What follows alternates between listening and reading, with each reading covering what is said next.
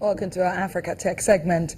The importance of ICT cannot be overemphasized in national development, given the trends of ICT development in advanced countries. Nigeria has been described as the largest growing market in Africa, ICT market, in terms of internet usage and mobile fixed line subscriptions. Although having a large market share in the industry, ICT development in the country is still at the infant stage, like many people would describe it, compared to advanced countries. However, being successful in increasing access to basic voice communications, more needs to be done in improving the broadband connectivity. The inability of satellite communications and microwave to provide the needed internet capacity to carry the ever-growing traffic demand has necessitated the emergence of submarine fiber optic cable. According to a recent report from Cisco in 2015, global mobile data traffic grew by 74%, and 563 million mobile devices and connections were added. Limited availability of high capacity of domestic fiber optic backbone network in Nigeria is one of the factors underlying the limited growth of broadband in the country. Joining me to discuss more on this issue is Danny Yusuf. He's the founder of Hybrid.com and also a big enthusiast of mobile developments. Thank you for joining us on Network Africa. Thank you very much for having me. Okay, I don't want to assume that everyone knows what fiber optic is. So help us understand, what is that in layman's language? Well, traditionally, we're used to transferring data with copper wires, but so fiber optic is just basically transferring data to a much more recent medium, which is by optical fiber cables. It uses light impulses, and it has less adversaries with electromagnetic impulses. So in layman terms, it's much faster.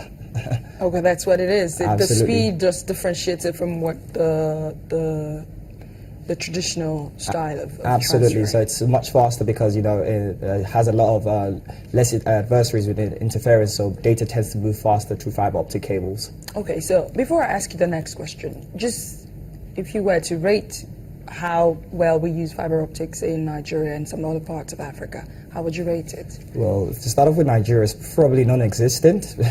Really? Yes. So what do we use right now? How would you describe what we use right now? Majority of our mobile internet data or internet data goes through traditional mobile data. So that's why everybody else has a modem here. It goes through radio waves, but fiber optic is pretty much non-existent because it requires a lot of infrastructure, and most of which is either non-existent or not maintained in the Nigerian space, and that's probably very similar in the African tech space as well.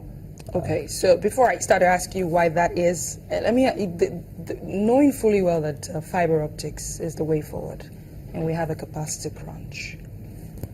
How possibly can we move fast towards this? What can we do in the media to make that happen? Well, there are a lot of ways to go around that, but I think there are a lot of issues as well because for these things to function, we need to have the right infrastructure to be ready, and so we need probably the government and a lot of the stakeholders to kind of get in touch with these infrastructure and kind of invest more.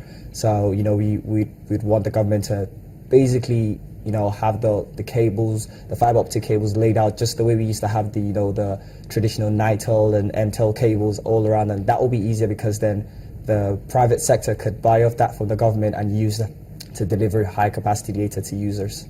So if we don't step up, what happens? Are we going to be left out of the market? Like if we don't step up? Well, we're a very resourceful nation. If we don't step up, we will find it very difficult to catch up with a growing tech world, but this is a time when radio wave internet data is actually becoming better and better, almost as fast as fiber optic. Probably never going to be. Well, who was to say that? But we really need to kind of get to a place where we can actually start competing with the world's the major players in fiber optic internet usage. I think that's where we need to go. But we can't put aside the fact that, in spite of the fact that we don't have that much fiber optics, it looks like things are working. Like, we have Netflix in Nigeria, people are streaming live, even though in other parts of the world, the demand for this kind of service is becoming, providers are struggling to keep up with consumer demand, and we're beginning to see products that will probably need fiber optics to function properly. How do you see this balance? How do you see this work out at the end of the day? If we have someone like Netflix already in the country, we stream live, right? Yes. And do you think they use fiber optics? Not necessarily. The average user in Nigeria is a mobile internet user, so they still buy enough. Their data is still going via radio waves, and which is why if you compare the cost of internet in Nigeria, it's on the high side, even in comparison to other parts of Africa. And the reason is it's very, very expensive to maintain, radio wave style internet. But with fiber optics, much cheaper because it's something that's available to the general public. But with people like Netflix, I think it will be a plus, because a time will come when these radio waves they will start getting a lot of customers, and then people see the need to actually start taking fiber optic technology really serious and try to invest in that so that they can get the best out of it. Right. If I hear you correctly, fiber optics is cheaper. Absolutely. Please explain. Does that mean putting infrastructures in place to get fiber optics a big thing in Nigeria? It shouldn't or wouldn't cost that much? And if it doesn't, or if it wouldn't cost that much, how come we don't have it? Okay, when I say cheaper, I'm probably talking coming from the consumer's perspective. So it's probably more expensive to lay fiber cables and everything. But the thing is, when you have that as a national infrastructure, to say where you have the water system or the electric grid, then you can have private players buying that off from the government, and because that's maintained by a governmental body or a private, like an organized body, then it's easier to actually control. But when you go through what we have now, like the other big players, everyone has to maintain their own kind of facility. There's no like inter-sharing, and that makes it expensive because that cost trickles down to the consumer. So in a sense, it's cheaper for the consumer. It's probably more expensive to set up. But how do they make their money in that sense? Because then, investors want to make their money back. Absolutely.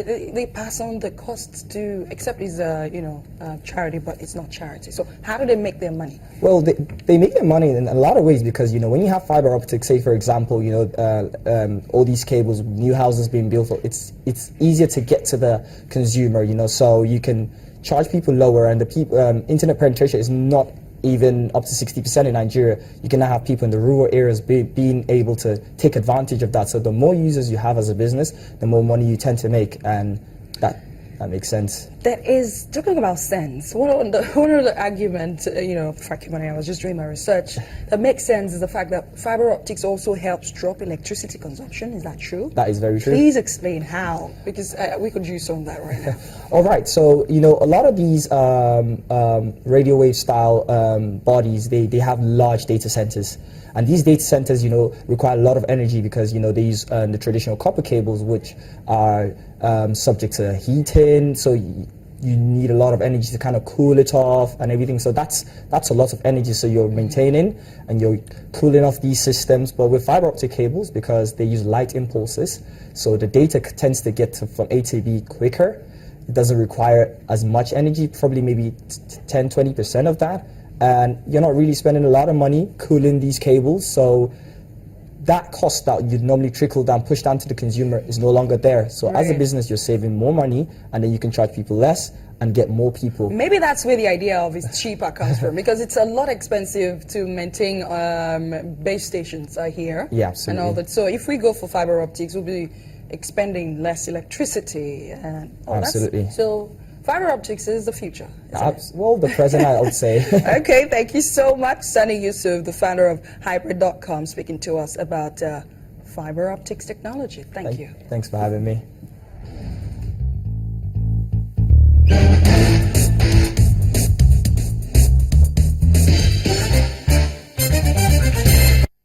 Oh, we're wrapping up on Network Africa, but the 1st of April is a special day. Why?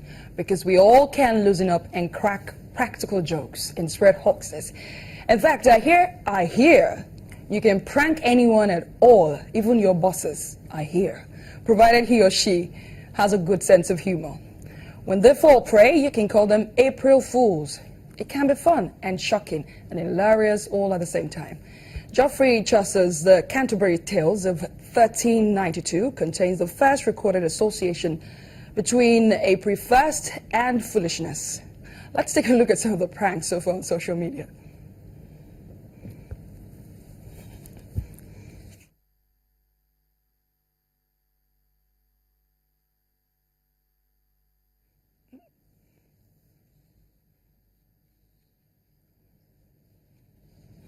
That is quite interesting, isn't it? Well, this is the question of the day. What is the most believable prank you've heard or seen on April the 1st? What is the most believable prank you've heard or seen on April the 1st? You can send your answers to networkafrica@channelstv.com or find me on Twitter @AdeshawaJosh. My Twitter handle is @AdeshawaJosh. And Justine, Trump drops out of the presidential race. That's breaking news. Trump drops out of the presidential race. Oh, and that right there is April Fool. Don't call me for it. That's the caveat. April Fool, you have just been fooled. Thank you so much. That's Network Africa for watching today. That is April Fool one more time. I'll see you again. I'm Adeshawa Josh.